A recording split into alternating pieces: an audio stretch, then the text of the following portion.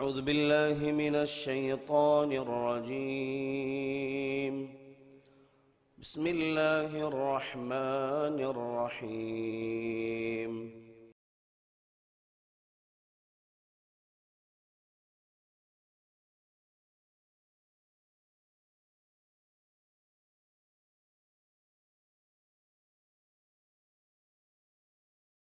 अस्सलामु अलैकुम वरहमतुल्लाहि वबरकातुहु। इन्नल हम्दुलिल्लाह नहमदुहु व नस्तईनुहु व नस्तगफिरुहु व नऊज़ु बिल्लाहि मिन शुरूरि अनफुसिना व मिन सय्यिआति अअमालिना। मन यहदिहिल्लाहु फला मुदिल्ल लहु व मन युद्लिल फला हादिय लहु। वअशहदु अन ला इलाहा इल्लल्लाहु वहदहु ला शरीक लहु वअशहदु अन्न मुहम्मदन अब्दुहु व रसूलुहु। अम्मा बअद। या अय्युहन्नास इत्तक़ू रब्बकुमुल्लज़ी खलक़कुम मिन नफ्सिन वाहिदा व खलक़ मिनहा ज़ौजहा व बस्स मिनहुमा रिजालन कसीरन व निसाअ वत्तक़ुल्लाह अल्लज़ी तसाअलून बिही वल अर्हाम इन्नल्लाह कान अलैकुम रक़ीबा। या अय्युहल्लज़ीना आमनुत्तक़ुल्लाह हक़्क़ तुक़ातिह वला तमूतुन्न इल्ला व अंतुम मुस्लिमून। या अय्युहल्लज़ीना आमनुत्तक़ुल्लाह वक़ूलू क़ौलन सदीदा युस्लिह लकुम अअमालकुम व यग़फिर लकुम ज़ुनूबकुम वमन युतिइल्लाह व रसूलहु फ़क़द फ़ाज़ फ़ौज़न अज़ीमा। பேரன்பிற்கும் பெருமதிப்பிற்கும் உரிய எல்லாம் வல்ல அல்லாஹு ஜல்ல ஷானஹு தஆலாவின் நல்லடியார்களே, வல்ல ரஹ்மானின் வெற்றா பெருங்கருணை நம் உயிரிலும் மேலான இறை தூதர் முஹம்மது நபி ஸல்லல்லாஹு அலைஹி வஸல்லம் அவர்கள் மீதும் அவர்களுடைய குடும்பத்தார்கள், தோழர்கள் மற்றும் அல்லாஹ்வை நம்பிக்கை கொண்ட, அல்லாஹ்வுடைய இந்த தீனுக்காக அரும்பாடுபட்ட அனைத்து இறை நம்பிக்கையாளர்கள் மீதும், குறிப்பாக இந்த ரமலான் மாதத்தில் லுஹர் தொழுகையை தொடர்ந்து அல்லாஹ்வுடைய ஆலயத்திலே நல்லுபதேசத்தை கேட்பதற்காக சங்கமித்திருக்கின்ற நம் அனைவர்கள் மீதும் என்றென்றும் உண்டாவதாக. எல்லாம் வல்ல அல்லாஹ்வின் நல்லடியார்களே, இந்த சந்தர்ப்பத்தில் அல்லாஹ் ரப்புல் ஆலமீன் வலியுறுத்தக்கூடிய ஒரு முக்கியமான ஒரு பண்பை பற்றி உங்களுக்கிடையே உரையாடலாம் என்று நான் விரும்புகின்றேன். அல்லாஹ் சுப்ஹானஹு வ தஆலா அல் குர்ஆனில் ஒரு ஆயத்தில் குறிப்பிடுகின்றான், வமா உமிரு இல்லா லியஅபுதுல்லாஹ முஹ்லிஸீன லஹுத்தீன் ஹுனஃபாஅ வ யுகீமுஸ் ஸலா வ யு'துஸ் ஸகா வ ஸாலிக தீனுல் கையிமா.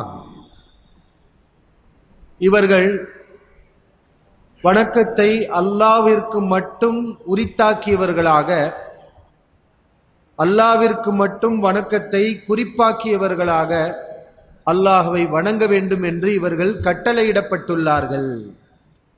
அல்லாஹ் சுப்ஹானஹு வ தஆலா நமக்கு கட்டளையிட்டிருக்கின்றான். அல்லாஹ்வை வணங்க வேண்டும் என்ற கட்டளை இருப்பது நாம் அனைவருக்கும் தெரியும். அல்லாஹ் சுப்ஹானஹு வ தஆலாவை எப்படி வணங்க வேண்டும்? எல்லோரும் வணங்குகிறார்கள்.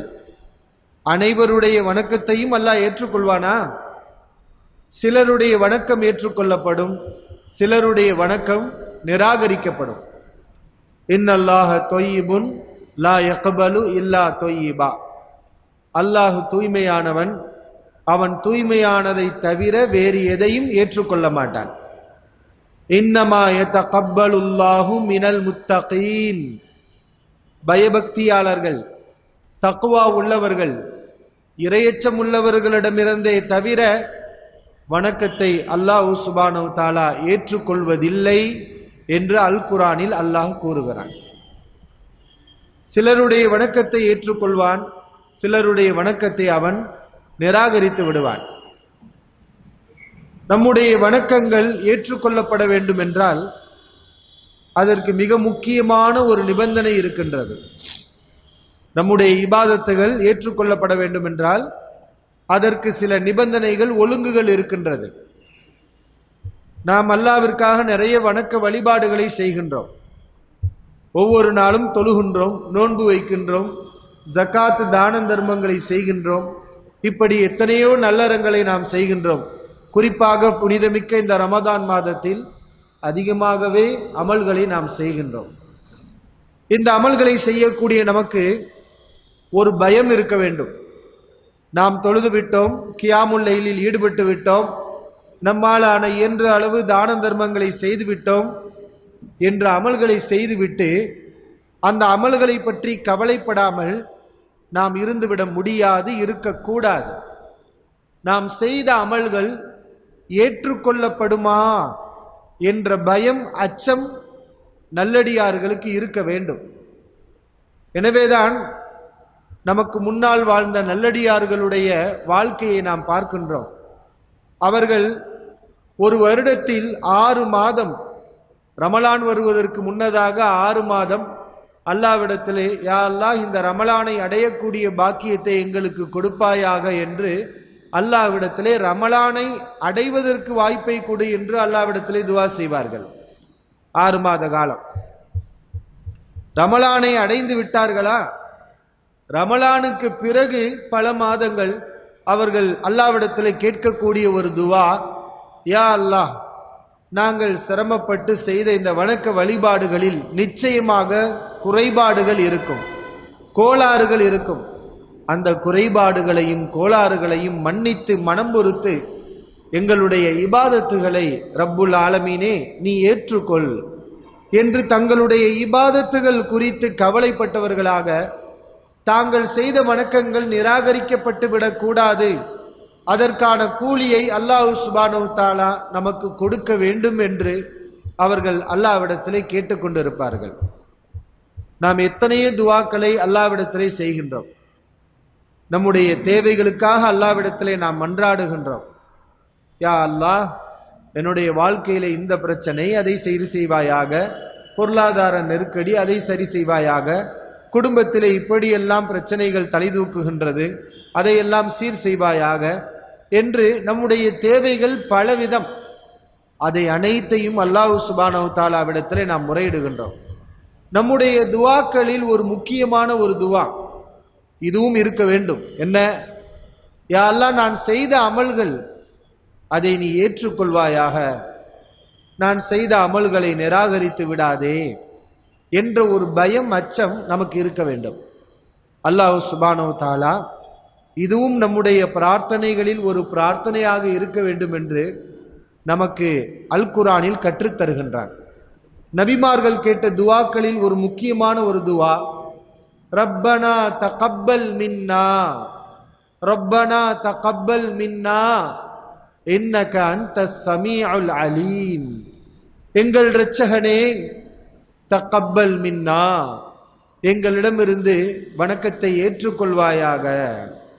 நபி இப்ராஹிம் அலைஹிஸ்ஸலாம் அவர்கள், இஸ்மாயில் அலைஹிஸ்ஸலாம் அவர்கள் அல்லாஹ்வுக்கு பிடித்தமான வணக்கத்தை செய்துவிட்டு அவர்கள் கேட்ட துஆ இந்த துஆ என்று அல் குர்ஆன் நமக்கு குறிப்பிடுகின்றது.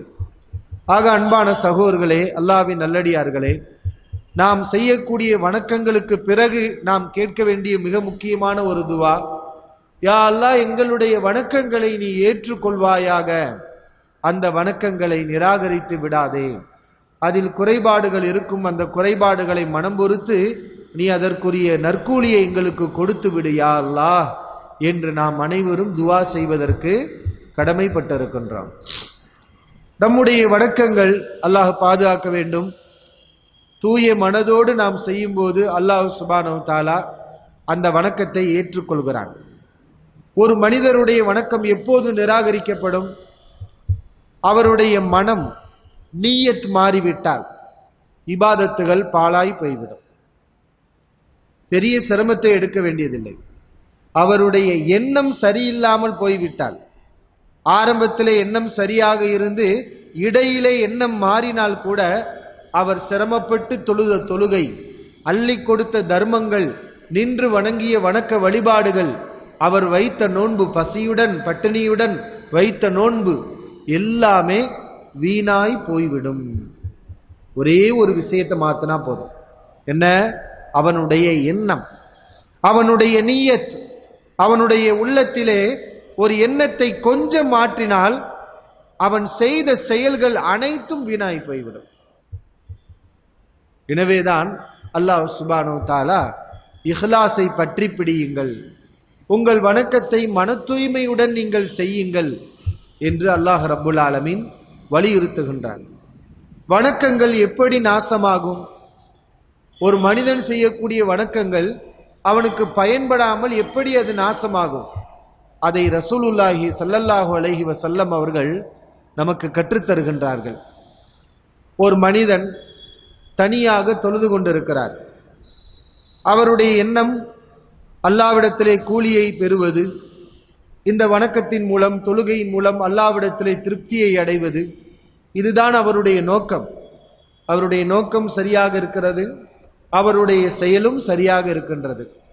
ஆனால் அவர் தொழுது கொண்டு இருக்கும்போது அவர் தொழக்கூடிய இடத்துக்கு ஒரு 4 நபர்கள் வருகை தருகிறார்கள். 4 நபர்கள் அங்கே வருகின்றார்கள். இவர்களை பார்த்தவுடன் அவருடைய உள்ளத்திலே ஒரு தடுமாற்றம் ஏற்படுகின்றது.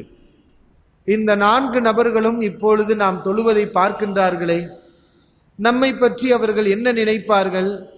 நம்மை தொழுகையாளி என்று சொல்வார்கள், நம்மை பற்றி ஒரு நல்ல மதிப்பு அவர்களுடைய உள்ளத்திலே ஏற்படும் என்ற எண்ணம் இந்த தொழக்கூடிய மனிதனுக்கு வருகின்றது. பொதுவாக இது மாதிரியான ஊசலாட்டம் எல்லாருடைய உள்ளத்திலையும் வரும். இதற்கு அப்பாற்பட்டவர்கள் யாருமே கிடையாது. ஷைத்தான் எல்லாரிடத்திலையும் வருவான், நம்மிடத்திலையும் வருவான். தொழுது கொண்டிருக்கிறோம், யாராவது வந்து பார்த்து விட்டார்கள் என்றால் இந்த எண்ணத்தை ஷைத்தான் போடுவான். அல் குர்ஆனை ஓதிக்கொண்டிருக்கிறோம், அப்பொழுது யாராவது வந்து பார்த்து விட்டார்கள் என்றால் நாம் ஓதுகிறோம், நம்மை பற்றி இவர்கள் நல்ல விதமாக நினைப்பார்களே என்ற எண்ணத்தை ஷைத்தான் போடுவான். எல்லோருக்கும் இது மாதிரியான எண்ணங்கள் வரும். ஆனால் நல்லவர்களுக்கும் தீயவர்களுக்கும் ஒரு முக்கியமான வித்தியாசம் இருக்கின்றது. யார் நல்லோர்கள், யார் தீயோர்? இந்த எண்ணம் வராத மனிதர்கள் யாருமே இல்லை. சொல்ல போனால் ரியா என்ற இந்த முகஸ்துதியை பற்றி நன்கறிந்தவர்கள் நல்லடியார்கள் தான். நல்லடியார்களுக்குத்தான் ரியா என்ற முகஸ்துதியை பற்றி நல்ல பரிச்சயம், அவர்களுக்குத்தான் அது நல்ல தெரியும். ஏனென்றால் அவங்க கிட்ட தான் ஷைத்தான் வந்து அதிகமான இந்த எண்ணத்தை போட்டுக்கிட்டே இருப்பான். ஷைத்தான் பாவம் செய்யக்கூடிய ஒரு ஆள்கிட்ட போய் ரியாவை ஏற்படுத்துவதில்லை, முகஸ்துதியை ஏற்படுத்துவதில்லை. அல்லாவை வணங்க வேண்டும், அல்லாவுடைய திருப்தியை பெற வேண்டும்ங்கிற நல்ல எண்ணத்தில் வணக்கத்தை ஆரம்பித்து வணங்கி கொண்டிருக்கக்கூடிய அடியானிடத்தில் போய்தான் ஷைத்தான் அவனுடைய எண்ணத்தை மாற்றுவான். நல்லடியார்களுக்கும் தீய மனிதர்களுக்கும் உள்ள ஒரு முக்கியமான வித்தியாசம், நல்லடியார்கள் இந்த எண்ணம் வரும்போதே சுதாரித்துக் கொள்வார்கள். இன்னல்லதீன தகவ் இதா மஸ்ஸஹும் தாயிஃபும் மினஷ் ஷைத்தான் ததக்கரு. பயபக்தியாளர்கள் யார் என்றால், ஷைத்தான் அவர்களை தீண்டினால் உடனே அவர்கள் சுதாரித்துக் கொள்வார்கள். இப்ப ஷைத்தான் தீண்ட மாட்டான் என்று அல்லாஹ் சுப்ஹானஹு வ தஆலா சொல்லவில்லை. ஷைத்தான் தீண்டுவான், தீண்டிய பிறகு அவர்கள் சுதாரித்துக் கொள்வார்கள். இந்த சுதாரிக்காமல் ஷைத்தானுடைய இந்த வலையில் அப்படியே தொடர்ந்து நீடிக்கக்கூடியவர்கள் தான் தீயவர்கள். நல்லவர்கள் என்ன செய்வார்கள்னா, இந்த எண்ணம் ஷைத்தானுடைய சூழ்ச்சியே, இது நமக்கு வரக்கூடாதே, இப்படிப்பட்ட ஒரு எண்ணம் வந்தால் நாம் கஷ்டப்பட்டு செய்த இந்த அமல்கள் அழிஞ்சு நாசமா போயிடுமே, அஊது பில்லாஹி மினஷ் ஷைத்தானிர் ரஜீம், என்னுடைய கூலி அல்லாட்ட கிடைச்சா போதும், யார் என்னை பத்தி எப்படி நினைக்க தேவையே இல்லை, யாருடைய புகழ்ச்சியும் எனக்கு வேண்டாம் என்று தங்களுடைய உள்ளத்தை மறுபடியும் கொஞ்சம் சரி பண்ணி தங்களுடைய இலக்கை நோக்கி தன்னுடைய சிந்தனையை அவர்கள் ஒருமுகப்படுத்திக் கொள்வார்கள். இதுதான் நல்லடியார்கள். அவங்களுக்கும் என்ன வரும், ஆனா அதை அப்புறப்படுத்திடுவாங்க. இது கெட்டது, அல்லாட்ட பாதுகாப்பு தேடி அந்த உணர்வை அவர்கள் தூக்கி எறிந்து விடுவார்கள். ஆனால் தீய மனிதர்கள் யார்? அவரை தான் நபி ஸல்லல்லாஹு அலைஹி வஸல்லம் சொல்லி காட்டுறாங்க. அவர் தொடர்ந்து அந்த எண்ணத்தை அடிப்படையாக கொண்ட அந்த தவறான எண்ணம், ரியா முகஸ்துதி இருக்கே, பிறருக்கு காட்டுவதற்காக தொழுவது. இவர் ஆரம்பத்திலே தொழுதது காட்டுவதற்காக அல்ல, அல்லாஹ்வுடைய திருப்தியை நாடித்தான் தொழ ஆரம்பித்தார். இந்த 4 பேர் வந்ததுதான் பிரச்சனை. 4 பேர் வந்து பார்க்குறாங்க இல்லையா, அதுல இவருடைய எண்ணம் மாறி எண்ணத்தையும் மாற்றி தன்னுடைய செயலையும் இப்போது அவர் மாற்றிக்கொள்கிறார். இவங்க பார்க்கறாங்க, அதனால நம்ம ருக்கு சுஜூது எல்லாமே இப்ப கூடுது. அந்த 4 பேர் வர்றதுக்கு முன்னாடி அல்லாஹ்வுடைய திருப்தியை நாடும் போது ஒரு மாதிரி தொழுதார். இப்ப இந்த 4 பேர் பார்க்க ஆரம்பிச்சுட்டாங்கன்னு தெரிஞ்சோனையுமே தொழுகையுடைய செயல்பாடுகளை அவர் மாற்றி அமைக்கிறார், இன்னும் நேர்த்தியாக அமைக்கிறார். ருக்குஐ கூட்டுகிறார், சஜிதாவை அவர் நீட்டுகிறார். தொழுகையுடைய செயல்பாடுகள் அனைத்தையும் கச்சிதமாக அவர் மாற்றி அமைக்கிறார். அவ்வளவுதான் நாசமாகிவிட்டது, அமல் நாசமாகிவிட்டது. ஆனால் பார்ப்பதற்கு அற்புதமான தொழுகை, என்ன ஒரு நீண்ட தொழுகை, என்ன ஒரு நீண்ட ருக்கு, என்ன ஒரு நீண்ட ஒரு பயபக்தியுடன் கூடிய சஜிதா என்று வெளியிலே பேசிக் கொள்வார்கள். ஆனால் அல்லாஹ்விடத்திலே இவர் குற்றவாளி, அல்லாஹு சுப்ஹானஹு வ தஆலாவிடத்திலே இவர் பாவி. இவர் செய்த இந்த தொழுகை அவருடைய முகத்திலேயே தூக்கி எறியப்படும். காரணம் என்னன்னு சொன்னா, கெட்ட எண்ணத்தை ஷைத்தான் போட்டான், அந்த எண்ணத்தை அவர் பற்றி பிடித்து கொண்டார். அந்த எண்ணத்தை அவர் நிராகரிக்கவில்லை, அதை அடிப்படையாக கொண்டு தன்னுடைய செயலையும் அவர் மாற்றி அமைத்துக் கொண்டார். அவர்களுக்கு காட்டுவதற்காக சஜிதாவை நீட்டிவிட்டார், ருக்குஐ நீட்டிவிட்டார். ஆக இப்படித்தான் அமல்கள் நாசமாகும். ஆனால் நல்லடியார்களை பொறுத்தவரை அவர்களிடத்தில் இந்த எண்ணம் ஆரம்பத்தில் வந்தாலும் அதை அவர்கள் நிராகரித்து விடுவார்கள். அதுதான் தெளிவான ஈமானும் கூட. நபிகள் நாயகம் ஸல்லல்லாஹு அலைஹி வஸல்லம் அவர்களிடத்திலே சஹாபாக்கள், அல்லாஹ்வின் தூதர் அவர்களே, எங்களுடைய உள்ளத்திலே பல எண்ணங்கள் ஏற்படுகிறது, அந்த எண்ணங்களை எல்லாம் எங்களுடைய நாவுகளால் சொல்வதற்கு நாங்கள் அஞ்சுகிறோம், வெளிப்படையாக பேசுவதற்கு நாங்கள் பயப்படுகிறோம். நாங்களே பயப்படக்கூடிய எண்ணங்கள்லாம் எங்களுடைய உள்ளங்கள்ல வருகிறது. ரசூலுல்லாஹி ஸல்லல்லாஹு அலைஹி வஸல்லம் அவர்கள் சொன்னார்கள், அப்படியெல்லாம் வந்து அதை நீங்க செய்யாம இருக்கிறீங்களே, செஞ்சீங்களா? இல்ல செய்யாம இருக்கிறீங்க. அந்த எண்ணத்துக்காக நீங்க பயப்படுறீங்க, வெளியில சொல்லவே நீங்க அஞ்சுறீங்க. தாக்க சரீஹுல் ஈமான், இதுதான் தெளிவான ஈமான் என்று ரசூலுல்லாஹி ஸல்லல்லாஹு அலைஹி வஸல்லம் அவர்கள் சொன்னார்கள். அன்பான சகோதரர்களே, இன்றைக்கு நாம் பார்க்கக்கூடிய பெரிய ஷிர்கில் இருந்து தப்பித்த பல சகோதரர்கள் இன்றைக்கு ரியா என்ற அந்த சின்ன ஷிர்கில் சிக்கி இருக்கிறார்கள். இது ரொம்ப ஆபத்தானது. காரணம், பெரிய ஷிர்கில் யாரும் போக மாட்டாங்க. சிலை வழிபாடு, அல்லாஹு ரப்புல் ஆலமீன் அல்லாத மற்றவர்களை வணங்குவது, இது போன்ற காரியத்தில் தௌஹீதை விளங்கி கொண்டவர்கள், ஓரிரை கொள்கை கலிமாவை புரிந்தவர்கள் மறுபடியும் செல்ல மாட்டார்கள். ஆனால் இந்த பெரிய ஷிர்கிலிருந்து விடுபட்ட சகோதரர்கள் பலர் சின்ன ஷிர்கில் மாட்டி இருக்கிறாங்க. நாம சின்ன ஷிர்கில் மாட்டி இருக்கிறோம். இதை குறித்து தான் ரசூலுல்லாஹி ஸல்லல்லாஹு அலைஹி வஸல்லம் ரொம்ப பயந்தாங்க. நல்லடியார்கள் விஷயத்துல, அவர்கள் உருவாக்கிய சமூகத்தின் விஷயத்தில் நபி அவர்கள் மிகவும் பயந்தது பெரிய ஷிர்கை அல்ல, இந்த சின்ன ஷிர்கை தான்.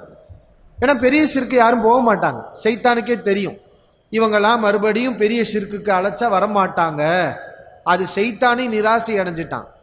ஆனா ஷைத்தான் எப்படி வந்து நம்மளை வழிகெடுக்கலாம்னு நினைக்கிறான். இன்ன அஹ்வஃபமா அஹாஃபு அலைக்கும் அஷ்ஷிர்குல் அஸ்கர், உங்கள் விஷயத்தில் நான் மிகவும் பயப்படுவது சிறிய இணை வைப்பைத்தான்.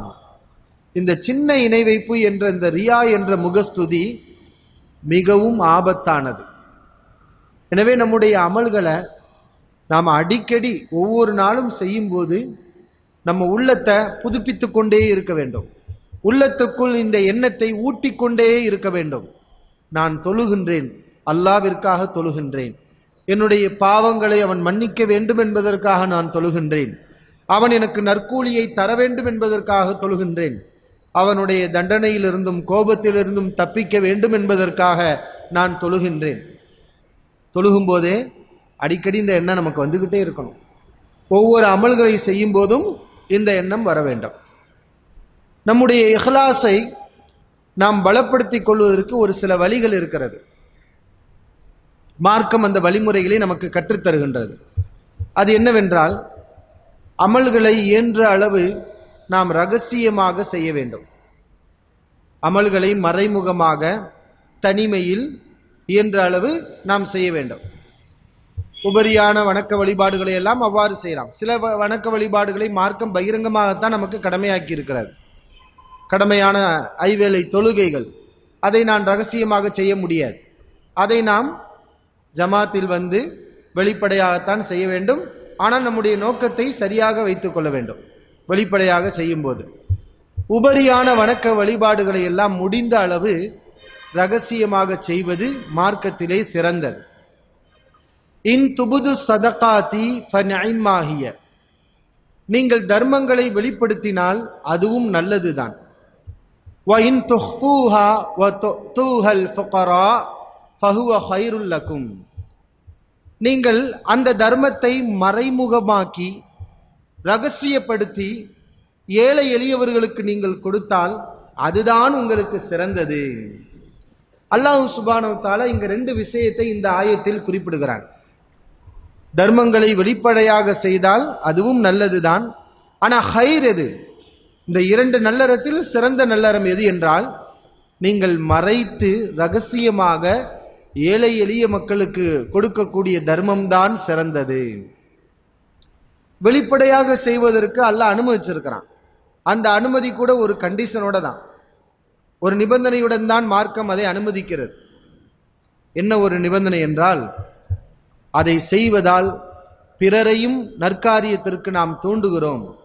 நாம் வெளிப்படையாக செய்வதை பார்த்து பிற மக்களும் அந்த நல்ல காரியத்தை செய்வார்கள், அவர்களுக்கு ஒரு அழகிய முன்மாதிரியாக ஒரு தூண்டலாக நம்முடைய வழிபாடு இருக்கும் என்ற ஒரு நிலை இருந்தால் மட்டும்தான் அமல்களை நம்ம பகிரங்கமாக செய்யலாம். ரசூலுல்லாஹி ஸல்லல்லாஹு அலைஹி வஸல்லம் காலத்திலே நபி அவர்கள் தர்மம் செய்யுங்கள் என்று சொன்னார்கள். யாருமே செய்யவில்லை, எல்லோரும் அமைதியாக இருந்தார்கள். அப்பொழுது ஒரு சஹாபி எழுந்து வந்து அவர் வெளிப்படையாக அள்ளி கொடுத்தார். முதல் தர்மம் செய்யுங்கன்னு சொல்லும் போது யாருமே முன் வரல. ஆனா ஒரு நபித்தோழர் எழுந்து வந்து நபி ஸல்லல்லாஹு அலைஹி வஸல்லம் அவர்களுக்கு அள்ளி கொடுத்தார். இதை பார்த்தவுடன் ஆங்காங்கே மக்கள் எழ ஆரம்பித்து விட்டார்கள் தர்மம் கொடுப்பதற்கு. சில நேரங்களில் நம்முடைய வெளிப்படையான செயல்கள் இதுபோன்று பிறரையும் நற்காரியத்துக்கு தூண்டக்கூடியதாக இருக்கின்றது. இந்த ஒரு நல்ல எண்ணத்தில் அமல்களை வெளிப்படையாக செய்தால் அல்ஹம்துலில்லாஹ் நம்முடைய அமல்கள் ஏற்றுக்கொள்ளப்படும். அல்லாஹ் ரப்புல் ஆலமீன் அதற்கு கூலியை கொடுப்பான். கூலியை கொடுப்பது மட்டுமல்ல, நம்மை பார்த்து யாரெல்லாம் செய்கின்றார்களோ அவர்களுடைய நன்மையும் அவர்களுக்கும் உண்டு, நமக்கும் உண்டு. இப்படிப்பட்ட ஒரு அளப்பரிய நன்மை அதில் இருக்கின்றது. ஆனால் நம்முடைய நோக்கம் இதுவாகத்தான் இருக்க வேண்டும். ஆனால் ரகசியமாக செய்வது உங்களுக்கு சிறந்தது. நாளைக்கு மறுமையிலே அரிசுடைய நிழலை பெறக்கூடிய நபர்கள்ல ஒரு நபர் யார்? ரஜுலுன் தஸத்தக அஹ்ஃபா ஹத்தா லா தஅலம ஷிமாலுஹு மா துன்ஃபிகு யமீனுஹு. ஒரு மனிதர், ரகசியமாக தர்மம் செய்த மனிதர், அவருடைய வலக்கரம் கொடுக்கக்கூடிய தர்மம் இடக்கரத்துக்கு தெரியாத வகையில் ரகசியமாக தர்மம் செய்தவர். இந்த கை கொடுக்கிறது என்றால் இந்த கைக்கு கூட தெரியாது. அப்படின்னா என்ன அர்த்தம்? நமக்கு மிக நெருக்கமானவர்களுக்கு கூட நாம் அந்த தர்மத்தை சொல்லக்கூடாது. நெருக்கமானவர்கள் என்றால் நம்முடைய மனைவி. பொதுவாக நம்ம வீட்டில் எந்த ரகசியத்தையும் மனைவிட்ட மறைக்கிறது இல்லை. இப்போ மனைவி அவர்களுக்கு கூட தெரியாமல், தாய் தந்தையர்களுக்கு கூட தெரியாமல், யாருக்கும் தெரியாமல் ரகசியமாக தர்மம் செய்யக்கூடியவர், இவருக்கு மறுமையிலே அரிசுடைய நிழல் உண்டு என்று அல்லாஹ்வுடைய தூதர் முஹம்மது நபி ஸல்லல்லாஹு அலைஹி வஸல்லம் அவர்கள் சொல்லி காட்டுகிறார்கள். காரணம் இஹ்லாஸ். ஏன்னா நம்ம ரகசியமா தர்மம் செஞ்சோன்னு வைங்களேன், நம்மகிட்ட இஹ்லாஸ் இருக்கா இல்லையாங்கிறத நாம உறுதிப்படுத்திக்கலாம். ஏன்னா ஒரு மனிதன் தர்மம் செய்வானா? தர்மம்ங்கிறது அவன் கஷ்டப்பட்டு சேமித்த செல்வம். செல்வத்தின் மீது யாருக்கு ஆசை இல்லை? அந்த ஆசை முடிவே இல்லை. எவ்வளவு சேமித்தாலும் இன்னும் வேண்டும், அதை இன்னும் பெருக்க வேண்டும். செல்வத்தை குறைச்சிடக்கூடாது, அள்ளி கொடுத்தா குறைஞ்சு போயிடும். இந்த எண்ணம் தான் இயல்பாக மனிதனுடைய உள்ளத்திலே இருக்கின்றது. ஆனால் ஒரு மனிதர் யாருமே பார்க்கல, தான் விரும்பக்கூடிய செல்வம் அது குறைந்து விடுங்கிற பயம் இருக்குது, அதை வச்சு நான் பல தேவைகளை செய்ய முடியும் என்ற ஒரு சூழ்நிலை இருக்கிறது. இப்படிப்பட்ட ஒரு நேரத்தில் யாருமே பார்க்காம ஒருவருக்கு எடுத்து கொடுக்குறாருன்னா எப்போ எடுத்து கொடுப்பாரு? அல்லாஹ்வுடைய திருப்தியை நாடினால் மட்டும்தான், அந்த ஏழையின் மீது கருணை கொண்டால் மட்டும்தான் இந்த தர்மத்தை அவரால் செய்ய முடியும். இல்லை என்றால் இதை யாரும் செய்ய மாட்டாங்க. முகஸ்துதியாளர்கள் இதை செய்ய மாட்டாங்க. அவங்க வெளிப்படையாக தான் அள்ளி கொடுப்பாங்க, அல்லது அள்ளி கொடுத்துட்டு சொல்லி காட்டுவாங்க, நான் இன்னாருக்கு இவ்வளவு கொடுத்தேன், அவர் வச்சிருக்க அந்த பொருள் ஏன் பொருள் தான், அவர் இப்படிலாம் கஷ்டப்பட்டாரு, நான் தான் அவருக்கு உதவி செஞ்சேன், இப்படி சொல்லிக்கிட்டு இருப்பாங்க. இப்படி சொல்லக்கூடாது. உங்களுடைய தர்மங்களை சொல்லி காட்டி வலா துபுத்திலு சதகாத்திக்கும் பில் மன்னி வல்லதா, சொல்லி காட்டி நோவினை செய்து உங்களுடைய தர்மங்களை அழித்து விடாதீர்கள். அல்லாஹ் சுப்ஹானஹு வ தஆலா சொல்லி காட்டுகிறான். ஆக ரகசியமாக நாம் தர்மங்கள் வணக்க வழிபாடுகளை செய்யும் போது நம்மிடத்திலே இஹ்லாஸ் இருக்கிறது என்பது நமக்கு தெரியும். நாம போய் அடுத்தவங்ககிட்ட போய் நான் இஹ்லாஸ் உள்ளவன்னு சொல்லிட்டோம்னா முடிஞ்சு போச்சு, நம்மகிட்ட இஹ்லாஸ் இல்லைன்னு ஆயிடும். சில பேர் அப்படியே சொல்லுவாங்க, நான் ரொம்ப அல்லாஹ்வுக்கு பயப்படுறேன், நீ ரொம்ப அல்லாஹ்வுக்கு பயந்தா அதையே என்கிட்ட சொல்றேன். அது சொல்லக்கூடாது. அது நமக்கும் அல்லாஹ்வுக்குரிய விஷயம். மன தூய்மையோட நம்ம இருக்கிறோங்கிறது அல்லாஹ்வுக்கு தெரிஞ்சா போதும். மனிதர்களிடத்துல நம்முடைய இபாதத்து இப்படி இருக்கிறது, என்னுடைய குணம் இப்படி இருக்கிறது என்று நாம சொல்லக்கூடாது. ஃபலா துஸக்கு அன்ஃபுஸக்கும், உங்களை நீங்களே பரிசுத்தப்படுத்தாதீர்கள். இன்றைக்கு நம்மளை அறியாம நம்ம என்ன செய்யறோம்? நம்மளை நாமே பரிசுத்தப்படுத்திட்டு இருக்கிறோம். நான் இப்படி, நான் அப்படி. பலில்லாஹு யுஸக்கி மையஷா, அல்லாஹ் தான் நாடியவர்களை பரிசுத்தப்படுத்துவான். அதை அல்லாஹ் பார்த்துக்கிடுவான். நம்ம அல்லாஹ்வுடைய திருப்தியை நாடி பேரு புகழ்ச்சி எதிர்பார்க்காம யாருக்கும் காட்டாம நாம இபாதத்துகளை செஞ்சா நமக்கு கொடுக்க வேண்டிய கண்ணியத்தையும் மரியாதையும் புகழ்ச்சியையும் அல்லாஹ் கொடுப்பான், அல்லாஹ் தருவான். நாம மனிதர்கள்ட்ட எதிர்பார்க்க கூடாது. அதற்கு ஒரு மிகச்சிறந்த எடுத்துக்காட்டு ரசூலுல்லாஹி ஸல்லல்லாஹு அலைஹி வஸல்லம் அவருடைய காலத்திலே நடந்த ஒரு சம்பவம். அல்லாஹ்வுடைய நடைமுறை என்ன தெரியுமா? ஒரு அடியான் பேரு புகழ்ச்சியை எதிர்பார்க்காம அல்லாஹ்வுடைய திருப்தியை நாடி செஞ்சா அவனுக்குரிய ஒரு மதிப்பு மரியாதையை மூமின்களிடத்துல அல்லாஹ் கொடுத்துருவான். இவன் எதிர்பார்க்காம செய்யும் போதுதான் அல்லாஹ் அதை கொடுப்பான். ஆனா இவன் எதிர்பார்த்து செய்யும் போது அல்லாஹ் வேற எதை கொடுப்பான். அது என்னங்கிறத பின்னாடி பார்ப்போம். நபி ஸல்லல்லாஹு அலைஹி வஸல்லம் உடைய காலத்துல ஒரு மனிதர் பசியுடன் வருகிறார். இவருக்கு யார் உணவளிப்பார்? நபி அவர்கள் கேட்கிறார்கள். ஒரு அன்சாரி தோழர், ஹதீசுகளில் அவர் அபு தொல்ஹா என்று சொல்லப்படுகிறது. அல்லாஹ்வுடைய தூதரை இவருக்கு நான் உணவளிக்கிறேன் என்று அழைத்து செல்கிறார் இல்லத்திற்கு. வீட்டுக்கு போனால் மனைவி சொல்கிறார், அல்லாஹ்வுடைய தூதர் அவர்களே, உணவு கணவனே, உணவு நம்முடைய பிள்ளைகளுக்கு மட்டும்தான் இருக்கின்றது, நமக்கு கூட இல்லை. என்ன செய்ய? நீங்கள் விருந்தாளியை அழைத்து விட்டு வந்து விட்டீர்கள், நாம் என்ன செய்வது? இருவரும் ஆலோசிக்கிறார்கள். குழந்தைக்கு விளையாட்டு காட்டி தூங்க வச்சிருவோம், இருக்கக்கூடிய உணவை வந்த விருந்தாளிக்கு கொடுப்போம். அன்றைக்கு ஒரு நடைமுறை இருந்தது, விருந்தாளிகள் வீட்டின் உரிமையாளருடன் சேர்ந்துதான் உண்பார்கள். ஏனென்றால் அவர்களுடைய உணவை நமக்கு கொடுத்து விட்டார்களோ என்ற ஒரு பயம் அவர்களுக்கும் உண்டு. இப்ப நாம என்ன செய்யறது? நீ விளக்க ஏத்துற மாதிரி அணைச்சது, நம்ம இருட்டுல வெறுந்தட்டை வச்சு சாப்பிடுவது போல் பாசாங்கு செய்து கொள்வோம், நடித்துக் கொள்வோம். அவர் நாம் சாப்பிடுகிறோம் என்று நினைத்துக் கொள்வார், சந்தோஷமாக அவரும் சாப்பிடுவார். வந்த விருந்தாளியை கவனிப்போம் என்று கவனித்து அனுப்புகிறார்கள். அன்று இரவெல்லாம் அந்த குடும்பத்திலே கணவன், மனைவி, குழந்தைகள், ஒட்டுமொத்த குடும்பமும் பட்டினியாகவே உறங்கியது. காலையில் விடுந்தவுடன் எதுவும் நடக்காதது போல இவ்வளவு பெரிய நல்லறத்தை செய்த ஒரு மனிதர், தன்னை விட, தன் பிள்ளையை விட, தன் மனைவியை விட வீட்டுக்கு வந்த விருந்தாளிக்கு முக்கியத்துவம் கொடுத்த அந்த தலை சிறந்த மனிதர் காலையில் எழுந்து யாரிடத்திலையும் சென்று, நேற்று எங்களுடைய வீட்டிலே ஏழை விருந்தாளி வந்தார், எங்களுக்கு கூட சாப்பாடு இல்லை, அதையெல்லாம் அவருக்கே நாங்கள் கொடுத்து விட்டோம், என்ன செய்ய, வந்த விருந்தாளியை கவனிக்கணும் இல்லையா? இப்படி ஒரு வார்த்தையை அவர்கள் சொல்லவில்லை. எதுவும் நடக்காதது போல் ரசூலுல்லாஹி ஸல்லல்லாஹு அலைஹி வஸல்லம் சபைக்கு அவர் வந்தார்.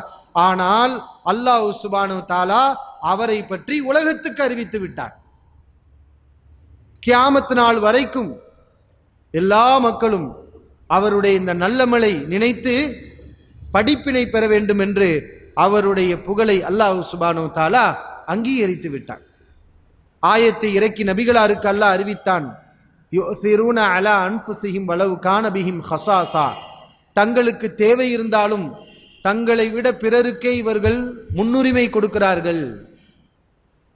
வமன் யூக ஷுஹ நஃப்ஸிஹி, உள்ளத்தின் கஞ்சத்தனத்திலிருந்து யார் பாதுகாக்கப்படுவாரோ அவர்கள்தான் வெற்றியாளர்கள் என்று அல்லாஹ் சுப்ஹானஹு வ தஆலா ஆயத்தை இறக்கி அந்த சஹாபி செய்த இந்த நல்லறத்தை நபிகளாருக்கு அல்லாஹ் அறிவித்தான். ரசூலுல்லாஹி ஸல்லல்லாஹு அலைஹி அவர்கள் அந்த சஹாபியை பார்த்து சிரித்தவர்களாக புன்னகைத்தவர்களாக கேட்டார்கள், நேற்று இரவு நீங்கள் செய்த காரியத்தை பார்த்து அல்லாஹ்வே மகிழ்ச்சி அடைந்தான், ஆச்சரியப்பட்டான். அல்லாஹ் அறிவிப்பான், அல்லாஹ் கண்ணியத்தை கொடுப்பான், அல்லாஹ் மரியாதையை கொடுப்பான். அதை எதிர்பார்த்து நாம் இருக்கக்கூடாது. அது கிடைக்கலாம், கிடைக்காமலும் போகலாம். கிடைத்தால் அது இந்த உலகத்திலே தில்க புஷ்ரா ஆஜிலில் மூமின், ஒரு மூமினுக்கு இந்த துனியாவிலே அல்லாஹ் தரக்கூடிய ஒரு நற்செய்தி. ஆனால் நாம் மன தூய்மையுடன் செயல்பட வேண்டும். சரி, ஒரு மனிதன் மனிதர்களிடத்தில் புகழ்ச்சியை எதிர்பார்த்து வழிபாடுகளை செய்கிறான். இவனுடைய நிலைமை என்ன? இவனுடைய ஹாலத் என்ன? இவனுக்கும் அல்லாஹ் பிரபலியத்தை கொடுப்பான். இங்க இல்ல, மறுமையில் அல்லாஹ் கொடுப்பான். அந்த பிரபலியம் கேவலமான பிரபலியம். நாம எப்படி பிரபலியமாகணும்? ஏன்னா இந்த உலகத்துல மனிதர்கள் 2 விதங்கள்ல பிரபலியமாகறாங்க. ஒரு பிரபலியம் என்னன்னா, நல்லறத்தை செஞ்சு பிரபலியமாயிடுறாங்க, மக்களுக்கு சமூக தொண்டுகளை செஞ்சு பிரபலியமாயிடுறாங்க. இன்னொரு வகை என்ன தெரியுமா? பாவத்தையும் குற்றத்தையும் செஞ்சு பிரபலியமாயிடுறாங்க. இந்த வீட்டிலே இப்படிப்பட்ட ஒரு காரியம் நடந்ததுன்னு செய்திகள்ல வரும், ஊடகங்கள்ல வரும். இப்படி பிரபலியம். எந்த பிரபலியம் நமக்கு வேணும்? கெட்ட பிரபலியம் வேணுமா? அது அவமானம். அப்படிப்பட்ட பிரபலியம் நமக்கு வேண்டாம். நமக்கு மரியாதையுடன் அல்லாஹ் சுப்ஹானஹு வ தஆலா நன்மக்கள் மத்தியிலே நம்மை கண்ணியப்படுத்த வேண்டும். அப்படி யார் அல்லாஹ் கண்ணியப்படுத்துவான்னா, ரகசியமா தர்மம் செஞ்சவங்களை தான். கோடான கோடி மக்கள் மஹ்ஷர் மைதானத்திலே குழும்பி இருப்பார்கள், கோடான கோடி மக்கள். அந்த நேரத்திலே அப்படி தர்மம் செய்தவர், ரகசியமாக இஹ்லாசுடன் தர்மம் செய்தவர், வழிபாடு செய்தவர், அவரை மட்டும் அல்லாஹ் கூப்பிட்டு அர்ஷுடைய நிழலை அல்லாஹ் சுப்ஹானஹு வ தஆலா அவனுக்கு வழங்குவான். இது எவ்வளவு பெரிய ஒரு இஸ்ஸத், ஒரு கண்ணியம். எத்தனையோ சொர்க்கவாசிகளுக்கு கூட இது கிடைக்காது. அவர்கள் கூட மக்களோடு மக்களாகத்தான் இருப்பார்கள். ஆனால் நான் ரகசியமாக செய்கிறேன், வெளிப்படையாக நான் காட்டவில்லை, அல்லாஹ்வுடைய திருப்தி மட்டும் கிடைத்தால் போதும் என்று வழிபாடு செய்தவரை அல்லாஹ் ரப்புல் ஆலமீன் கோடான கோடி மக்களுக்கு மத்தியிலே அவரை கண்ணியப்படுத்தி அழைத்து அர்ஷுடைய நிழலை தருகின்றான். ஆனால் இஹ்லாஸ் இல்லாவிட்டால், மன தூய்மை இல்லாமல் மனிதர்களிடத்திலே அற்ப புகழ்ச்சிக்காக பேருக்காக அல்லாஹ்வுக்கு செய்யக்கூடிய இந்த வழிபாட்டை நாம் களங்கப்படுத்தினால், நாசப்படுத்தினால் அல்லாஹ் என்ன செய்வான்? அதையும் ரசூலுல்லாஹி ஸல்லல்லாஹு அலைஹி வஸல்லம் அவர்கள் நமக்கு சொல்லித் தருகிறார்கள். மறுமையிலே முதலில் மூவருக்கு தீர்ப்பு வழங்கப்படும்.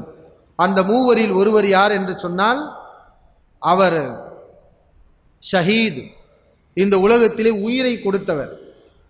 நீ என்ன செய்தாய்? யா அல்லாஹ், உனக்காக என் உயிரை நான் தியாகம் செய்தேன். பொய் சொல்லுகிறாய். நீ உயிர் நீத்தது உண்மை, நீ இறந்தது உண்மை, ஆனால் எனக்காக உயிரை கொடுத்தாய் என்று சொல்கிறாயே, அது பொய். நீ எனக்காக செய்யவில்லை, உன்னை மக்கள் வீரன் என்று புகழ வேண்டும், அதற்காக செய்தாய். அந்த பேரும் புகழும் பட்டமும் உனக்கு உலகத்திலேயே கிடைத்து விட்டது, நரகத்துக்கு போய் என்று அல்லாஹ் நரகத்திலே தள்ளிவிடுவான். இப்போ இவர்களுக்கு தீர்ப்பு எப்படின்னு சொன்னா, ரூசுல் ஹலாயிக், படைப்பிடங்களுக்கு முன்னாடி தான் அல்லாஹ் இந்த தீர்ப்பை கொடுப்பான். இவனை பாருங்கள், இவன் யார் தெரியுமா? ஒரு சிறந்த ஒரு அமலை எனக்காக செய்யாமல் எனக்கு செய்ய வேண்டிய இபாதத்தை பாழாக்கியவன், அசுத்தப்படுத்தியவன், களங்கப்படுத்தியவன், மக்களிடத்திலே புகழ்ச்சியை எதிர்பார்த்த ஒரு மோசமான மனிதன் என்று மக்களுக்கு மத்தியிலே, அவ்வளவு மக்கள், நம் ஊர் மக்கள் மட்டுமல்ல உலக மக்களுக்கு மத்தியிலே அல்லாஹ் அம்பலப்படுத்தி விடுவான். அம்பலப்படுத்தி அவன் நரகவாசி ஆகி விடுவான். அவன் உள்ளத்துல மறைச்சு வச்சிருந்த அந்த கெட்ட எண்ணம் பகிரங்கமாக வெளிப்படுத்தப்படும். இன்னொரு மனிதர் கொடைவல்லர், நீ என்ன செய்தாய்? யா அல்லாஹ், எனக்கு நிறைய செல்வத்தை கொடுத்தாய், உனக்காக நான் அதை அள்ளி கொடுத்தேன். நீ கொடுத்தது உண்மை, எனக்காக கொடுத்தேன் என்று சொல்லாதே, அதை நீ உனக்காக கொடுத்திருக்கிறாய். உன்னை மக்கள் கொடைவள்ளல் என்று புகழ வேண்டும் என்பதற்காக கொடுத்தாய். அந்த பேரும் புகழ்ச்சியும் பட்டமும் உனக்கு இந்த உலகத்திலேயே கிடைத்து விட்டது, நீனும் நரகத்துக்கு செல் என்று அல்லாஹ் சுப்ஹானஹு வ தஆலா அவனுடைய அந்தரங்கத்தையும் வெளிப்படுத்தி அவன் மோசமானவன் என்பதை அடையாளப்படுத்தி அவனுக்கு நரகத்துக்கு தீர்ப்பு சொல்லிவிடுவான். இன்னொரு மனிதன், அல்லாஹ் பாதுகாக்க வேண்டும், யார் தெரியுமா? கல்வியாளர். நீ என்ன செய்தாய்? யா அல்லாஹ், எனக்கு நீ கல்வியை கொடுத்தாய். கல்வி என்பது ஒரு பாக்கியம். எப்படி செல்வம் ஒரு பாக்கியமோ, பணம் ஒரு பாக்கியமோ, அதுபோன்று கல்வி என்பது மிகச்சிறந்த ஒரு பாக்கியம். அந்த பாக்கியத்தை எனக்கு கொடுத்தாய். அதை கொண்டு நான் எல்லோருக்கும் கற்றுக் கொடுத்தேன். உனக்காகத்தான் இந்த கல்வி பணியை நான் செய்தேன் என்று சொல்வான். நீனும் பொய் சொல்கிறாய். நீ எதற்காக இந்த கல்வி பணியை செய்தாய்? உன்னை மக்கள் ஆலிம், அறிஞன் என்று சொல்ல வேண்டும், மக்களிடத்திலே நீ உயர்ந்து நிற்க வேண்டும். அந்த புகழ்ச்சியை எதிர்பார்த்துதானே செய்தாய். இந்த உலகத்திலே மக்கள் உனக்கு ஆலிம்ங்கிற பட்டத்தையும் கொடுத்து விட்டார்கள், பேரை கொடுத்து விட்டார்கள். நீனும் நரகத்துக்கு போய் என்று அல்லாஹ் சுப்ஹானஹு வ தஆலா இவர்கள் மூவரையும் முதலில் தீர்ப்பு சொல்லி படைப்பினங்களுக்கு அல்லாஹ் ரப்புல் ஆலமீன் அம்பலப்படுத்துவான். எனவே அன்பான சகோதரர்களே, நமக்கு முன் சென்ற நல்லடியார்களுடைய வாழ்க்கையில ஒரு தகவல், அவர்கள் வீடுகளிலே அல் குர்ஆனை ஓதிக்கொண்டிருப்பார்களாம். அவர்களை பார்ப்பதற்காக யாராவது வந்துவிட்டால், இதெல்லாம் நல்லோர்களுடைய வாழ்க்கையிலே பதிவு செய்யப்பட்ட தகவல்கள், யாராவது வீட்டுக்கு வந்தால், பார்ப்பதற்காக வந்தால், ஓதிக்கொண்டிருந்த அல் குர்ஆனை மூடிவிட்டு அந்த குர்ஆனுக்கு மேலாக துணியை போட்டு மூடி விடுவார்களாம். பிறகு அவரிடத்திலே பேசுவார்கள். அவர் போன பிறகு குர்ஆனை எடுத்து ஓதுவார்களாம். இவர்கள் எதிர்பார்ப்பது என்ன? நான் அல் குர்ஆனை ஓதுகிறேன் என்பது அவருக்கு தெரிய வேண்டியதில்லை, அவருக்கு தெரிய வேண்டாம். அதனால் என்னுடைய உள்ளத்திலே ஒரு மமதை உருவாக வேண்டாம். அவருக்கு தெரியாமையே நான் மறைச்சிட்டா எனக்கு பாதுகாப்பு இல்லையா? இப்படித்தான் பல நல்லடியார்கள் வாழ்ந்திருக்கிறார்கள். எனவே அன்பான சகோதரர்களே, அல்லாஹ்வின் நல்லடியார்களே, இந்த இபாதத்துகளை இஹ்லாசுடன், மன தூய்மையுடன் நாம் செய்து அல்லாஹ்வுடைய அருளையும் திருப்தியையும் பெற்று நம்முடைய வணக்க வழிபாடுகளை அல்லாஹ் சுப்ஹானஹு வ தஆலா ஒப்புக்கொள்வானாக. வாஹிரு தஅவானா அல்ஹம்துலில்லாஹி ரப்பில் ஆலமீன். அஸ்ஸலாமு அலைக்கும் வரஹ்மத்துல்லாஹி வபரகாத்துஹு.